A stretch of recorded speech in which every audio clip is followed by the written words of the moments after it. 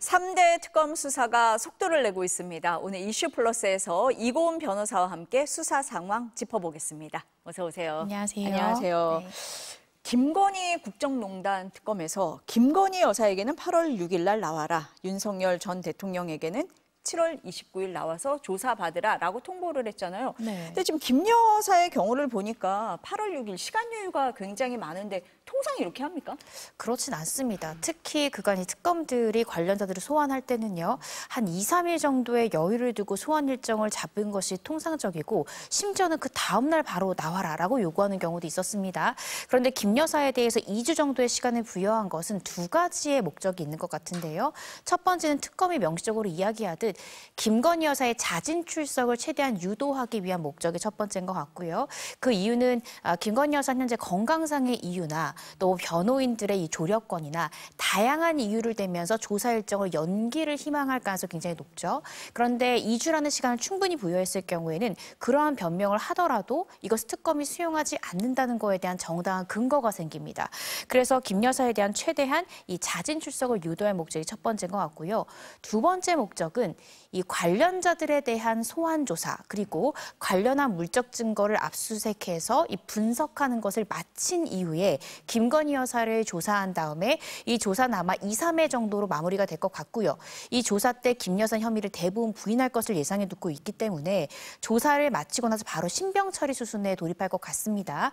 그러려면 김건희 여사를 조사하기 전에 이미 관련자들에 대한 충분한 인적 증거, 물적 증거를 확보해놓고 분석을 모두 마친 상태여야만 구속영장의 기본적인 요소인 혐의 사실의 소명, 이 부분을 만족시킬 수 있기 때문에 일단 2주간의 시간 동안 충분히 관련 증거들을 확보하고 이 김건희 여사를 2, 3회 정도 조사한 후에 바로 신병 처리를 하기 위한 2주간의 시간 부여가 아닐까 조심스럽게 추측해 봅니다.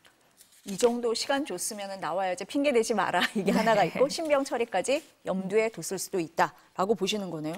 그러면 윤 전 대통령을 먼저 소환하는 이유, 지금 말씀하신 것처럼 의혹의 정점, 마지막에 김건희 여사니까 윤 전 대통령도 그 전에 조사한다. 이렇게 봐야 됩니까? 어떻습니까? 일단은 이 특검 측에서 밝힌 것은요. 김 여사에 대해서는 4가지 정도의 혐의를 우리가 조사를 할 것이다라고 이야기했고 이 주가를 조작했다든지 명태균 씨 의혹이랄지 이 건진법사 의혹 이 4가지의 공통점은 어느 정도 물적 증거, 인적 증거가 확보됐기 때문에 김 여사에 대한 진술만 확보하면 바로 신병 처리가 가능한 이 수사 요소들입니다. 그런데 윤 전 대통령에 대해서 현재 이야기하고 있는 것이 2가지를 조사하겠다라고 밝혔는데요. 명태균 씨 의혹과 공직선거법 위반, 허위사실 공표 혐의에 대해서 우리는 이 조사를 하겠다라고 이야기를 했습니다. 즉 김건희 여사보다 훨씬 더 쟁점이 조금 더 간단하기 때문에 윤 전 대통령에 대한 소환을 먼저 한 그런 부분이 있을 것 같고요. 또 현재 윤 전 대통령은 구금된 상태이기 때문에 김 여사보다는 조금 더 이 조사가 조금 더 용이하고 부르기가 조금 더 용이하다라는 생각 때문에 아마 윤 전 대통령에 대한 소환 일정을 조금 더 앞당긴 것이 아닌가 싶습니다. 변호사님 지금 뭐 부르기 용이하다라고 말씀을 하셨는데요. 네. 나올까요?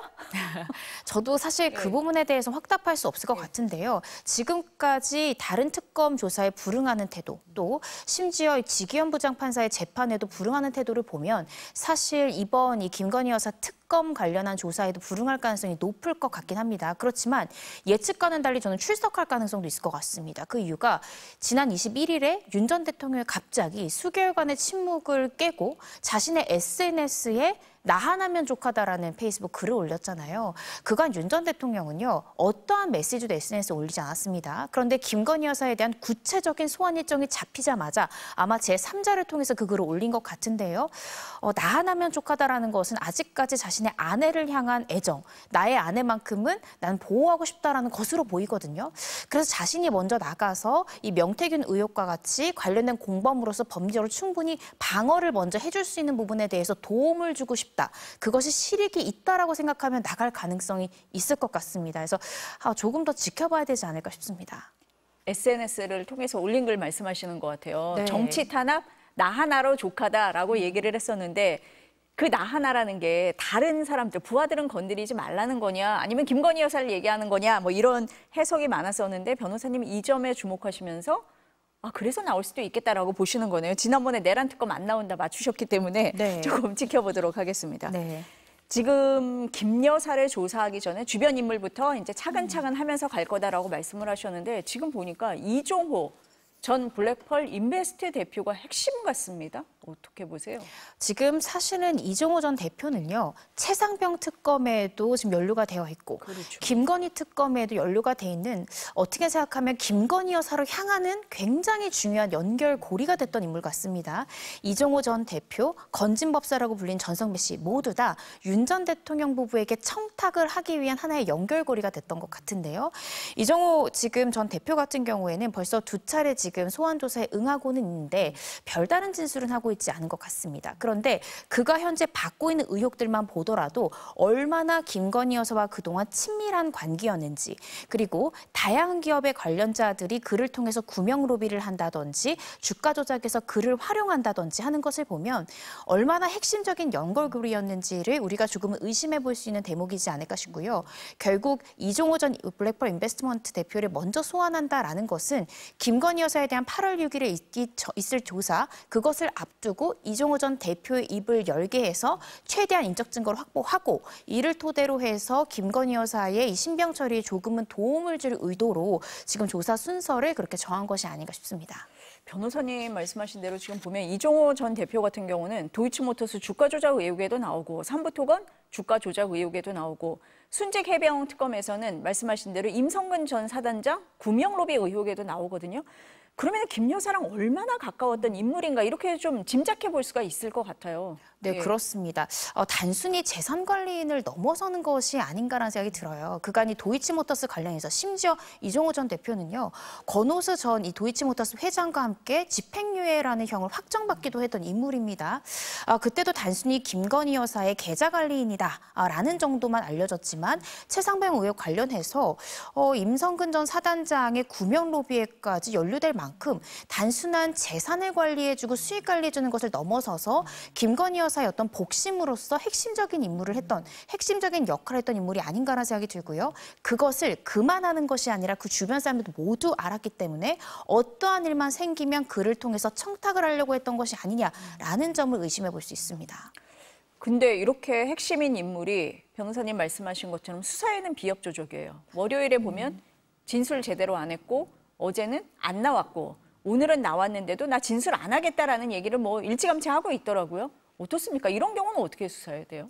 사실 저도 이제 검찰에 수사를 하면서 이 고위직 공무원이랄지 아니면 이 대기업 관련된 인물들은 보통 입을 열지 않습니다. 변호인을 대동하더라도 진술 거부권 행사하는 것이 가장 유리하다라는 걸 알기 때문에 입을 열지 않거든요.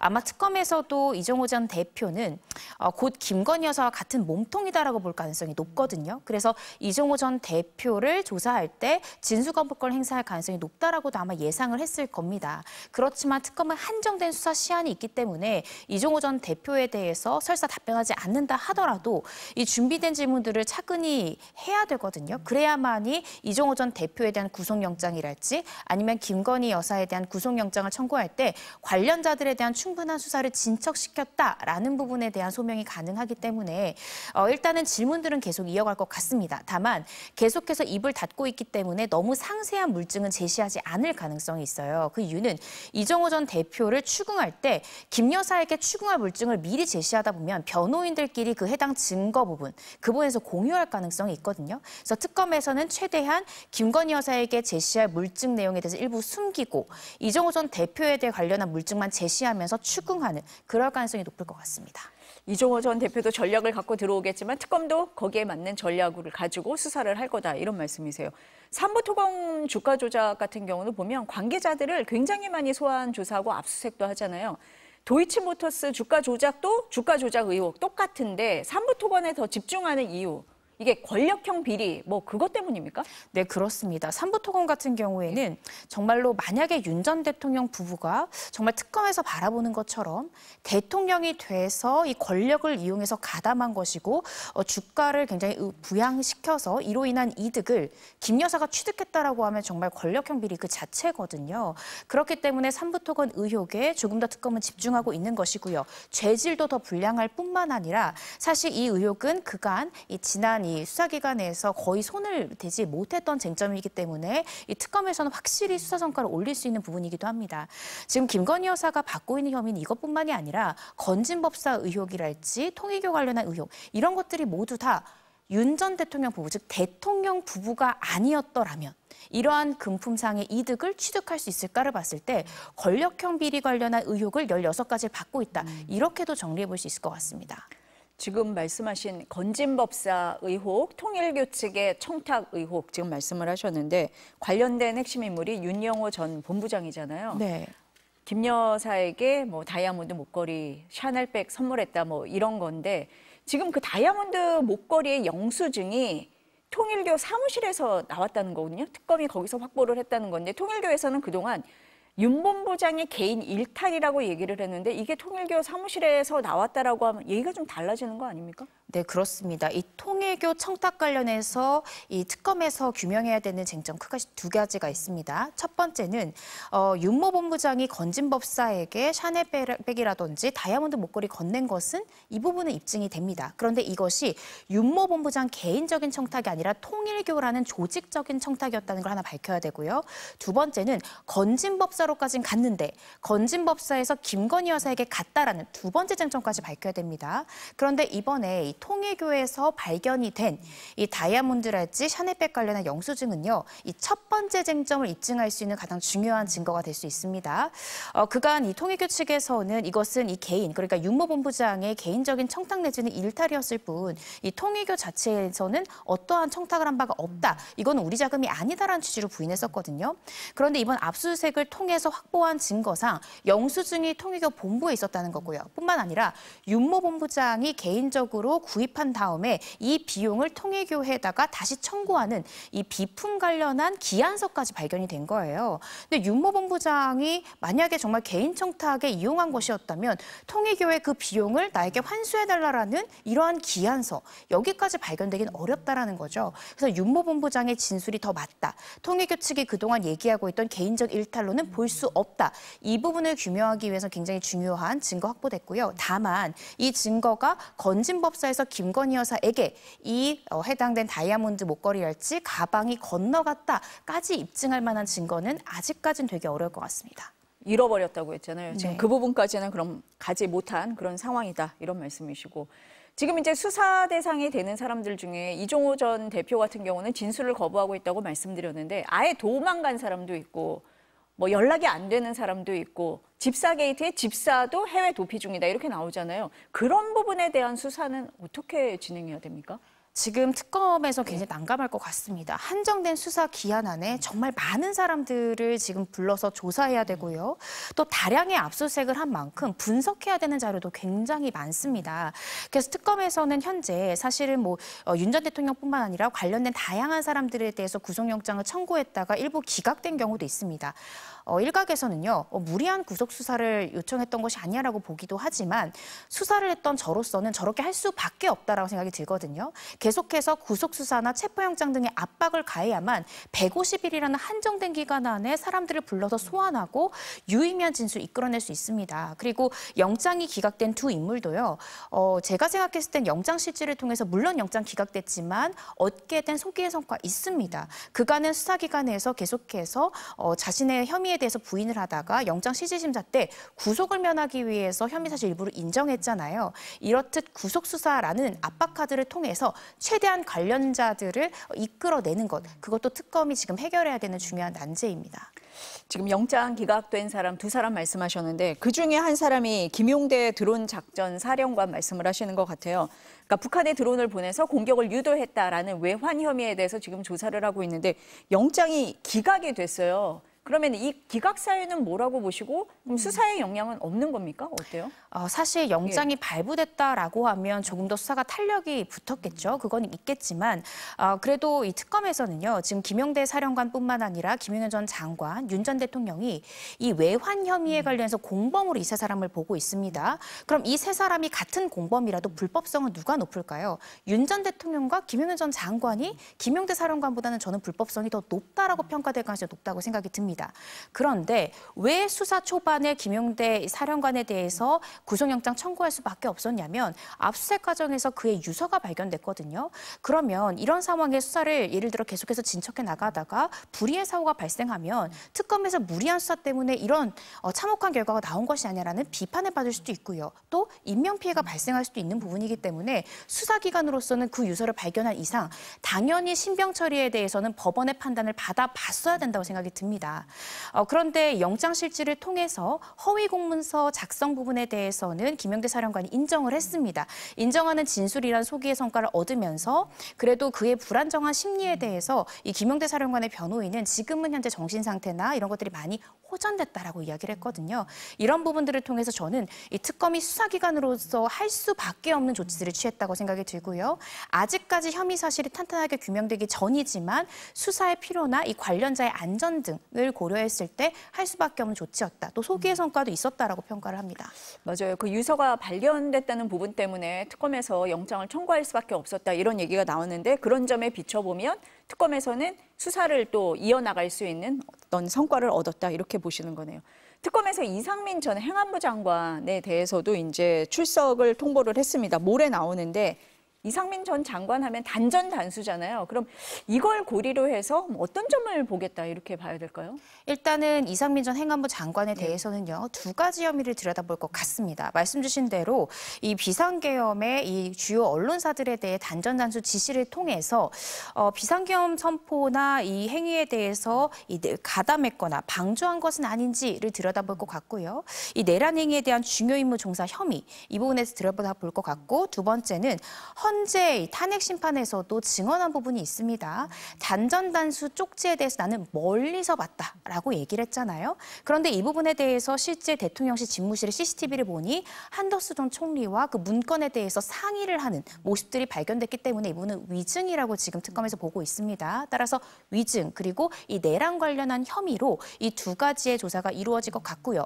이상민 전 행안부 장관 판사 출신입니다. 법조인 출신이기 때문에 아마 특검에서는 현재 이상민 전 장관을 부르기 전에 이상민 전 장관의 지시를 받았다라고 알려진 이 허석곤, 이 소방청장에 대해서도 조사를 선행을 하는 것이 아마 이상민 전 장관이 법조 경력이 있는 만큼 혐의를 전면 부인할 것을 예상하고 그 전에 유의미한 진술 증거들을 다진 다음에 관련자를 소환하는 수순으로 지금 나아가는 것 같습니다. 특검에서는 여인영 전 방첩사령관도 조사를 했더라고요. 그 내용을 보니까 현역 의원들이 이제 계엄 해제 의결에 들어가야 되는데 그걸 방해한 거 아니냐, 표결을 방해한 거 아니냐 이 점을 보고 있는 것 같아요. 이렇게 되면 현역 의원 수사로까지 이어질 수밖에 없는 상황 아닙니까? 그럴 가능성도 있는 것 같습니다. 이 비상계엄 선포 그리고 이 해제될 때까지 윤 전 대통령이 국민의힘의 일부 의원들과 전화통화했다라는 보도들이 나오고 있습니다. 특검에서 의심하는 것은 이 국민의힘의 이 내부 이 중진 의원들을 통해서 이 비상계엄 해제 이 부분에 대해서 방해할 어떠한 지시가 나갔던 것은 아니냐. 그래서 이들이 이런 부분에 대해서 가담한 것이 아니냐를 굉장히 주목하고 있는 것이거든요. 그래서 비상계엄 선포 이후에 어떠한 지시와 어떤 행위들이 있었는지 여인영 전 반첩사령관의 입을 통해서 확인하기 위해서 이 조사를 지금 예정하는 것 같습니다. 영장 기각 앞서서 말씀을 하셨는데 또 한 사람이 김계환 전 사령관이잖아요. 네. 처음으로 VIP 경로서를 들었다라고 시인을 했습니다. 그런데 영장은 기각됐어요. 이거 어떻게 봐야 돼요?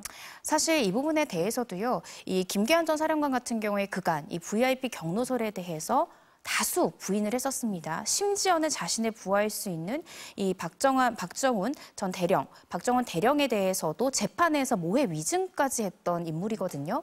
그런데 이 특검에서 영장을 청구하고 영장 실질 심사에서 VIP 경로설 자체는 내가 소문으로 들어서 알고 있었다라는 취지로 진술이 일부 변경이 됐습니다. 근데 법원에서는 이 사실관계 자체를 대체로 인정하고 있고 현 상황에서 구속하기에는 구속의 상당성이랄지 구속의 필요성이 인정되지 않는다라고 이야기를 했거든요. 이렇게 영장이 기각된 것은 이 김계환, 이 전 사령관이 자신의 진술을 일부 인정하는 것으로 변경한 부분이 크게 작용한 것 같고요. 이 부분은 특검의 또 소기의 성과다라고 또 평가해 볼 수 있을 것 같습니다. 지금 변호사님이 이제 소문으로 들었다 이렇게 말씀을 하셨는데 오늘 나오는 기사를 보니까 임기훈 전 국가안보실 국방비서관에게 들었다. 뭐 이런 얘기도 나오고 있어서 이 상황은 조금 봐야 될 것 같습니다. 제가 특검만 여쭤보려고 했는데 인천 네. 사제 총기 사건 이거 좀 여쭤봐야 될 것 같습니다. 그래서 여쭤보겠습니다.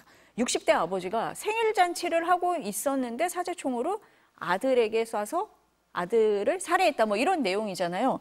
보니까 가족들이 입장문을 냈는데 가정불화라는 피의자 주장은 사실이 아니다. 그리고 당시 피의자가 함께 있던 며느리와 손자까지 살해하려고 했다라고 주장을 합니다. 이 사건 어떻게 보세요?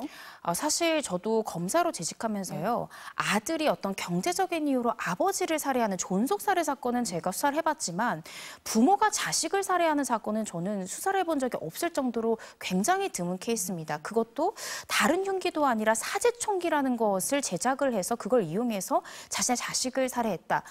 굉장히 특수한 저는 케이스라고 생각이 드는데 이 때문에 많은 분들이 범행 동기 부분에 집착을 하고 있습니다. 그래서 피의자의 입에 지금 모든 분들이 초점을 맞추고 있고 실제로 경찰도 프로파일러를 지금 투입시켜서 라포를 형성해서 최대한 피의자의 입을 열려고 하고 있는데 피의자는 단순히 가족 간 불화였다. 더 이상 알려고 들지 말라라고 입을 닫고 있습니다. 그런데 실제로 진정으로 가정 불화였는지는 저는 이후에 물증 등의 확인이 필요하다고 생각이 들거든요. 이 범행 동기, 특히 가정 불화 유무는 단순히 피의자의 주장, 그러니까 진술에만 목맬 것이 아니라 이 돌아가신 피해자가 사용했던 PC나 이 휴대전화 이런 것들을 유족의 동의를 받아서 이미 제출받을 수 있습니다. 그리고 포렌식을 한다면 아버지, 그러니까 이 가해자와 이 아들인 피해자가 그간 주고받았던 문자 메시지나 카카오톡을 보면 정말로 피의자가 주장한 대로 가정 불화가 있는지 이런 부분도 확인할 수 있고요. 또 피의자의 자택을 압수수색해서 그간 사용했던 휴대전화나 메모나 PC, 일기장 이런 것들을 통해서 가정불화라는 것이 묻지마 범행처럼 보이지 않고 형량을 좀 낮추기 위한 핑계였는지 아니면 진정으로 이 가족에 대한 어떤 미움, 증오 이런 것들이 있는지를 좀 더 면밀히 봐야 될 것 같습니다.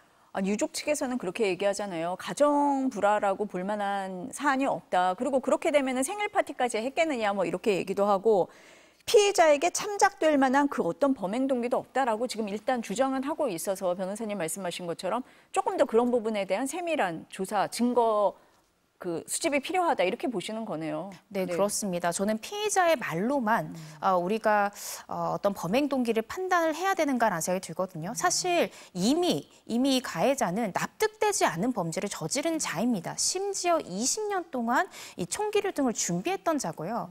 단순히 자신의 가족들만 해치려고 했던 것이 아니라 자기 집에 인화성 물질까지 설치해놨을 정도로 공중에게 위해를 끼칠 의도로 어떤 행위까지 일삼은 자이기 때문에 과연 이 사람의 진술이 사실이다라고 믿고 그 범행 동기를 일단 전제를 해서 이 가족 간 불화를 찾아야만 하는가? 저는 그렇다고 생각하지 않고요. 그보다는 오히려 그 물적 증거 부분에 대해서 과연 그 사람의 진술이 사실인지 여부를 가리는 것이 더 정확하지 않을까라는 생각이 듭니다. 경찰에서는 피의자 신상 공개를 검토한다 이렇게 얘기를 했더니 유족 측에서는 반대하고 있던데요. 예. 맞습니다. 이 신상 공개에 관한 법률을 보시면요. 이 신상 공개가 돼야 되는 이 세 가지 조건은 이미 만족을 합니다. 충족을 하지만 그 해당 조항을 보시면 피해자 또는 피해자가 사망했을 때는 그 유족의 의사를 반드시 고려하도록 되어 있습니다. 이 사건은 가족 간 범죄입니다. 심지어 손주가 보는 앞에서 할아버지가 자신의 아버지를 살해했던 그런 참혹한 사건이거든요. 그렇기 때문에 이 가해자에 대한 신상이 공개되는 순간 이 손주들이 누군지 특정이 될 것이고 이 아이들이 훗날 살아가면서 계속해서 이 사건의 꼬리표 피해자 가족이라는 것이 달릴 수 있기 때문에 저는 유족이 원한다면 이 신상 공개 결정은 비공개가 돼야 되는 것이 아닌가라는 생각이 드는데 추후에 조금 신상 공개 결정위원회의 결정을 지켜봐야 될 것 같습니다. 보시는 분들이 그럴 것 같아요. 아니 사제총기하고 폭발물을 저렇게 쉽게 만들 수 있나? 이렇게 생각하실 것 같은데 온라인에 보면은 많이 올라와 있다는 거예요. 처벌 못합니까? 사실 온라인이나 정보통신망 등에 어떤 총기류를 제작하는 방법이나 어떤 설계도 등을 올리는 행위는 그 자체가 형사처벌 대상입니다.